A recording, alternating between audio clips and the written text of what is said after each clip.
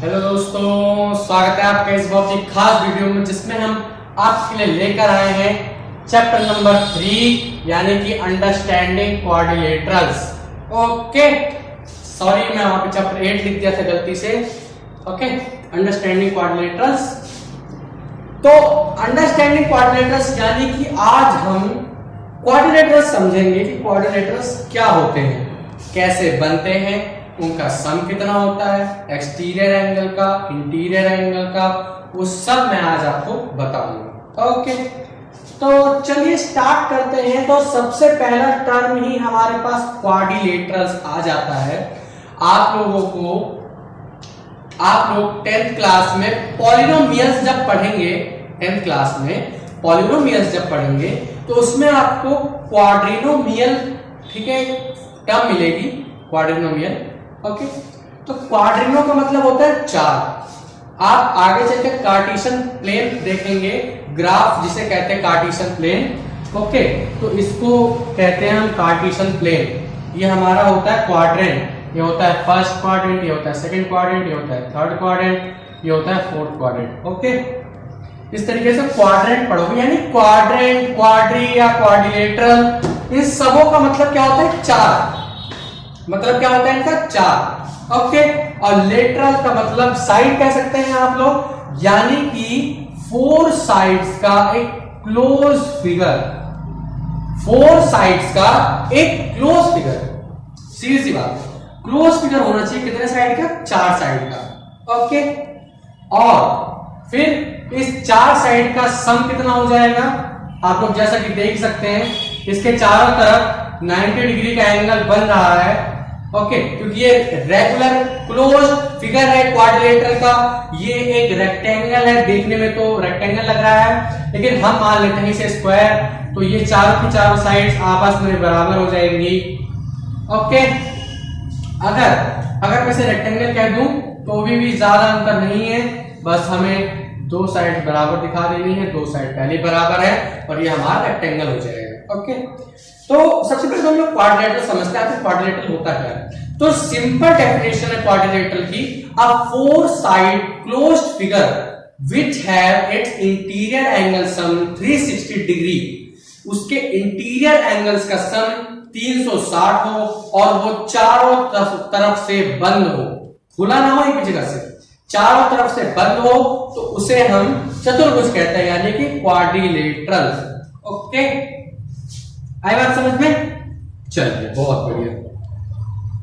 अब इस आपकी एनसीईआरटी में तो सबसे पहले आपको बताया हुआ है कॉनकेव, कॉन्वेक्स। तो आप लोग अभी 8th क्लास में हैं, अभी तो उतना नहीं शायद आपको क्लियर हो, लेकिन जब आप लोग 10th क्लास में आओगे तो 10th क्लास में आपको कॉनकेव मिरर, कॉन्वेक्स मिरर, फिर 11th क्लास में ऑप्टिक्स में, सॉरी 12th क्लास में आप लोग ऑप्टिक्स पे पढ़ोगे, फिर कॉनकेव मिरर, कॉन्वेक्स मिरर के अलग अलग डेरिवेशंस वगैरह। मतलब यार तो आप लोग थोड़ा सा समझो। देखो, कॉनकेव मिरर ये होता है और कॉन्वेक्स मिरर ये होता है। हाँ, मुझे पता है, आप सोच रहे हो इनमें अंतर ही क्या है। अब मैं आपको अंतर बताता हूं। अंतर ये है इनमें कि इसमें दिखने वाली सरफेस अंदर है, इसकी दिखने वाली सरफेस बाहर है। ये आपका कॉनकेव मिरर है, ये आपका कॉन्वेक्स मिरर है। ओके, कॉनकेव यानी कि आप लोग नाम से समझ जाओ, केव यानी कि अंदर की तरफ। तो जो जिसकी ये वाले जो लाइंस है, ये ऐसी लाइंस अंदर की तरफ बनी हो वो कॉनकेव मिरर, जिसकी बाहर की तरफ बनी हो वो कॉन्वेक्स मिरर। तो इस तरीके से आपका कॉनकेव कर्व और कॉन्वेक्स कर्व होता है। ओके, जैसे कि ये एक कॉनकेव कर्व है। ओके, और ये देखिए, इस तरीके कई सारे फिगर्स हैं। आप लोग फर्स्ट एक्सरसाइज कीजिएगा, बहुत ही इजी सी है, बस आपको कॉनकेव और कॉन्वेक्स मिरर छांटना है। उसमें से सिंपल कर्व क्या होता है और डिफरेंशिएट कर्व, उसमें बहुत सारे कर्व्स हैं, तो आप लोग अच्छे से उन्हें देख लीजिएगा। हम उस पॉइंट पे आते हैं। हमारा पॉइंट है आपको क्वाड्रिलेटरल समझाना। क्वाड्रिलेटरल्स यानी कि 4 साइड का क्लोज फिगर। अब मैं आपको एक एक करके जितने भी क्वाड्रिलेटरल्स होते हैं हमारे पास, मैं आपको उन सबों से रूबरू कराता हूं। तो जिसमें से सबसे पहला होता है हमारा स्क्वायर। सबसे पहला होता है हमारा स्क्वायर। ओके, सबसे पहला होता है हमारा स्क्वायर। ओके, तो स्क्वायर एक 4 साइडेड क्लोज्ड फिगर है जिसकी चारों की चारों साइड यानी ए बी सी और डी, यानी कि इसकी चारों की चारों साइड आपस में बराबर होती हैं। इसके 90 डिग्री के सारे एंगल्स भी इक्वल होते हैं, इसकी डायगोनल भी इक्वल होती हैं और ये डायगोनल भी 90 डिग्री पे बाइसेक्ट होती हैं। ओके, यानी कि ये एक तरीके से आदर्श बच्चा है, यानी कि इसकी सारी चीजें आपस में इक्वल होती हैं। ओके, बाइसेक्ट करता है, 90 डिग्री पे बाइसेक्ट करता है, डायगोनल्स बराबर होती हैं, चारों की चारों साइड्स बराबर होती हैं, चारों के चारों एंगल बराबर होते हैं, यानी कि हमारी नजरों में ये है एक आदर्श बच्चा। तो आप लोग अगर प्यार से कहना चाहें तो स्क्वायर को एक आदर्श बच्चे के तौर पे भी याद रख सकते हैं। ओके, तो इसकी सारी चीजें बराबर होती हैं, इसके डायगोनल्स बराबर होते हैं, 90 डिग्री पे बाइसेक्ट करते हैं, इसके चारों इंटीरियर एंगल्स बराबर होते हैं, 90 90 90 90 जिनका सम कितना हो गया 9 4 जा 36 यानी 360, चारों साइड्स आपस में बराबर होती हैं। ओके, तो ये सारी प्रॉपर्टीज आप लोग लिख लीजिए, फिर आगे हम जब 10th में अगले आप लोग 9th में जब आप लोग आओगे तो क्वाड्रिलेटरल्स का ही पूरा चैप्टर मिलेगा आपको एनसीईआरटी के अंदर। ओके, तो आप लोग उसमें इनकी थ्योरम्स पढ़ोगे, इन क्वाड्रिलेटरल्स की थ्योरम्स पढ़ोगे। ठीक, तो फिलहाल आप लोग अगर इनकी प्रॉपर्टी अभी अच्छे से याद कर ले तो आपको 9th क्लास में कोई दिक्कत नहीं आएगी क्वाड्रिलेटरल समझने में, 9th और 10th में। ओके, तो चलिए स्टार्ट करते हैं। जैसा कि है तो आपने सबसे पहले देख लिया स्क्वायर। अब नंबर 2 पे बारी आती है हमारी रेक्टेंगल की। नंबर 2 पे हमारी बारी आती है किसकी? रेक्टेंगल की। रेक्टेंगल की आप लोगों ने देखा ही होगा रेक्टेंगल किस तरीके का होता है, कुछ इस तरीके का आपका रेक्टेंगल बनाया जाता है। ओके, भले ही इसके एंगल्स बराबर हो लेकिन इसकी डायगोनल बराबर नहीं होती और इसका वन पेयर ऑफ ये दो, ये एक ये पेयर और एक ये पेयर बराबर होते हैं। बस ये इसके बराबर होगा और ये इसके बराबर होगा, जिसमें से हम एक को लेंथ कहते हैं, दूसरे को ब्रेथ कहते हैं। ओके, एक को क्या कहते हैं लेंथ और दूसरे को ब्रेथ। तो यहाँ पे सिर्फ लेंथ लेंथ के बराबर होगी और ब्रेथ ब्रेथ के बराबर होगी। इसके एंगल्स 90 डिग्री के होते हैं, डायगोनल्स बाइसेक्ट तो करती हैं लेकिन इक्वल बाइसेक्ट नहीं करती। ओके, बाइसेक्ट तो करती हैं ओके, लेकिन इक्वली बाइसेक्ट नहीं करती। इक्वली से कहने का मतलब है 90 डिग्री पे बाइसेक्ट नहीं करती इसके डायगोनल्स। ओके, तो एक पेयर ऑफ साइड्स बराबर होते हैं, एंगल्स आपके बराबर होते हैं, इंटीरियर जिनका सम 360 का होता है। आप कोई भी क्लोज फिगर देखोगे क्वाड्रिलेटरल उनका सम आपको हमेशा 360 का ही मिलेगा। आप 360 से 361 नहीं कर सकते और 361 से 359 नहीं कर सकते। ओके, वो कभी भी क्लोज बनेगा ही नहीं अगर 359 हुआ तो, और क्लोज होकर उसकी एक लाइन बाहर निकल जाएगी अगर 361 हुआ तो। ओके, तो ये आपको समझ आया। जैसे मैं आपको एक उदाहरण के तरीके से समझाता हूं। जैसे मान लीजिए ये एक क्वाड्रिलेटरल है, हमने एक लाइन खींची, इसके दोनों साइड मान लीजिए मैंने एक ये लाइन खींच ली, इसके मैंने दोनों साइड पे एक एंगल बनाया। जैसे ये मैंने बना लिया 120 का और ये भी मैंने बना लिया 120 का। ठीक है, ये मैंने बना लिया कितना 120 का, 120 120 कितना होगा 240। अब हमारे पास कितना बचा 120, तो मैंने यहां पे बनाया 60 का। ठीक, 60 का बनाया मैंने यहां पे एंगल। 60 का बनाने के बाद ये अपने आप जहां पे भी मिलेगा, जहां पे भी मिलेगा, उसकी मैं गारंटी नहीं दे रहा, वो अपने आप आपका 60 डिग्री का एंगल हो जाएगा। आप चाहे तो उसे ट्राई कर सकते हैं। जैसे आप कोई भी 3 एंगल्स लीजिए, 360 कंप्लीट होना चाहिए, लेकिन 360 कंप्लीट होना चाहिए। ठीक, प्लस करने पे चारों को 360 आना ही चाहिए। फिर चाहे आप इस वाले को 1 डिग्री एंगल ले रहे हो, इस वाले को 2 डिग्री एंगल ले रहे हो, इस वाले को 3 डिग्री ले रहे हो, और फिर बचे हुए इस वाले को कितना ले रहे हो आप लोग 354 डिग्री, वो आपके ऊपर डिपेंड करता है, लेकिन इनका सम 360 होना ही चाहिए। आई बात समझ में? इस तरीके से आप इसको बना सकते हो। आपने स्क्वायर समझा, रेक्टेंगल समझा, अब बारी आती है पैरेललोग्राम की। Okay, parallelogram parallelogram parallelogram. तो तीसरा होता है हमारा पैरेललोग्राम। ये इसको लिखने की शॉर्ट फॉर्म है पैरेलल का साइन और साथ में जीएम लगा दीजिए तो आपका पैरेललोग्राम बन जाएगा। पैरेललोग्राम आपकी स्पेलिंग होती है PARELLELOGRAM, पैरेललोग्राम। ओके, पैरेललोग्राम कुछ इस तरीके का बनता है, यानी कि तिरछा बनता है।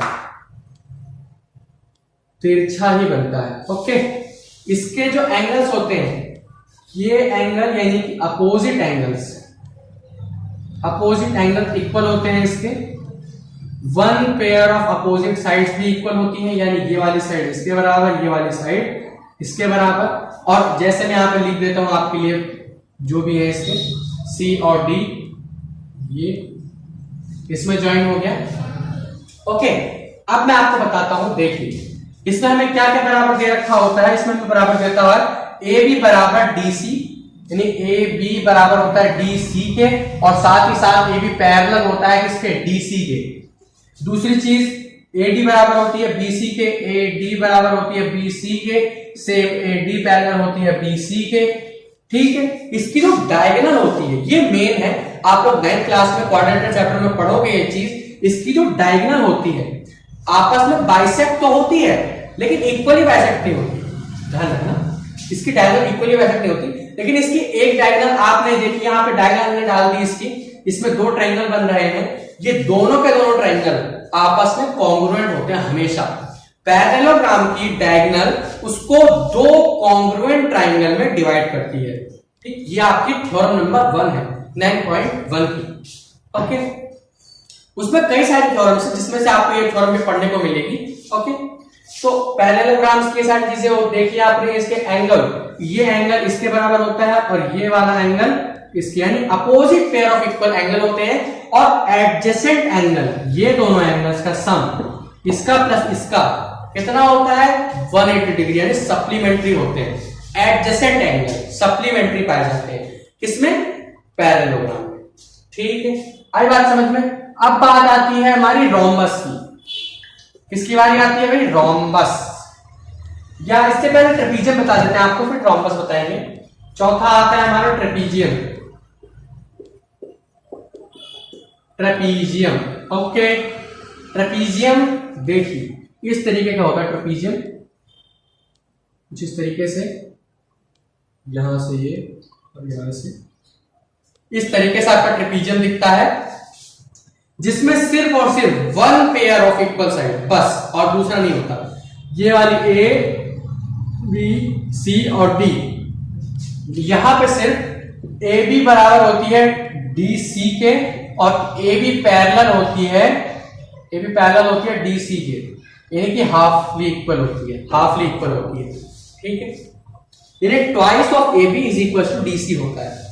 ठीक, इस तरीके का क्वेश्चन भी है आपके में, जैसे कि एक साइड इसके रोड जा रही है, दूसरे साइड इसके नदी बह रही है, तो ये इसका दोगुना है, और इनके बीच का समय आपको 100 डिग्री दे रखा है। ठीक है, इनके बीच की, क्योंकि ये यहां से हम परपेंडिकुलर डाल सकते हैं तो ये 90 डिग्री का हो जाएगा, तो इसलिए इस ट्रायंगल का, इस ट्रेपीजियम का एरिया भी क्या होता है, 1/2 half d1 plus d2 into h। Okay, ये इसका फॉर्मूला होता है, डायगोनल जो भी इसकी हो, और इसका h, ये इसका फॉर्मूला होता है। आप लोगों ने फॉर्मूले देखे नहीं, माफ कीजिएगा मैं बताना भूल गया। स्क्वायर का फॉर्मूला होता है साइड का स्क्वायर, यानी साइड टू साइड होता है स्क्वायर का फॉर्मूला। रेक्टेंगल का एरिया का फॉर्मूला होता है लेंथ इनटू ब्रेथ। पैरेललोग्राम्स का सेम यही होता है। ठीक है, इस तरीके से आपके एरियाज भी होते हैं इनके। अभी हम लोग बात केवल करेंगे कि इनको समझने पे, फिर अगले सेशन में मैं इनके एरिया भी बताऊंगा आपको कैसे निकालते हैं। ओके, तो ट्रेपीजियम हो गया, इसकी हाइट होती है। ओके, तो ट्रेपीजियम देख लिया आप लोगों ने। अब बात आती है हमारी रोम्बस की। किसकी बात आती है, रोम्बस। इसकी 5वां नंबर हो गया भाई, रोम्बस। रोम्बस ये स्क्वायर का छोटा भाई, स्क्वायर और पैरेललोग्राम का, स्क्वायर और पैरेललोग्राम का ये जुड़वा भाई है। ओके, ये इसकी जो डायगोनल होती है ये भी 90 डिग्री पे बाइसेक्ट करती है। इसकी डायगोनल 90 डिग्री पे बाइसेक्ट करती है, लेकिन इक्वल नहीं होती इसकी डायगोनल। ध्यान रखना, एक डायगोनल हमेशा बड़ी होती है दूसरी वाली से। ठीक है, इसके डायगोनल्स 90 डिग्री पे बाइसेक्ट करते हैं। ये जरूर आता है, बहुत इंपॉर्टेंट क्वेश्चन बनता है इससे 9th क्लास में, इसलिए बी अवेयर। रोम्बस को जरूर समझ लीजिएगा अच्छे से। इसकी भी साइड्स बराबर होती हैं सारी, ठीक, लेकिन डायगोनल्स बराबर नहीं होती, क्योंकि टेढ़ा होता है इसलिए इसकी डायगोनल्स बराबर नहीं होती, लेकिन 90 डिग्री पे बाइसेक्ट जरूर करती है, क्योंकि ये स्क्वायर का ही छोटा भाई समझ लो इसे। आदर्श नहीं है लेकिन उसके नक्शे कदम पे चलता जरूर है, उतना आदर्श नहीं है लेकिन उसके नक्शे कदम पे चलता है। ठीक, इसके भी एंगल्स जैसे मैंने आपको रोम्बस में बताया था सेम वैसे ही होते हैं, सॉरी पैरेललोग्राम में। ठीक है, तो रोम्बस को जरूर एक बार समझ लीजिएगा अच्छे से। फिर लास्ट में बात आती है हमारी काइट। काइट तो आप लोगों ने देखी होगी, नंबर 6 काइट। काइट कुछ इस तरीके की पाई जाती है, आपने काइट तो बहुत सारी उड़ाई होगी, ये इसके बराबर, ये इसके बराबर, ये एंगल, यानी कि जितने भी क्वाड्रिलेटरल्स हैं इन सबों का सम कितना होता है 360 डिग्री। ओके, तो इन सभी को हम अगली वीडियो में विस्तार से समझेंगे। ओके, आज की वीडियो के लिए बस इतना ही। ठीक, इन सारी प्रॉपर्टीज को अच्छे से पढ़ लीजिएगा, समझ लीजिएगा, उसके बाद ही आपको अगला लेक्चर समझ आएगा। ओके, तो पढ़ाई करते रहिए। All the very best.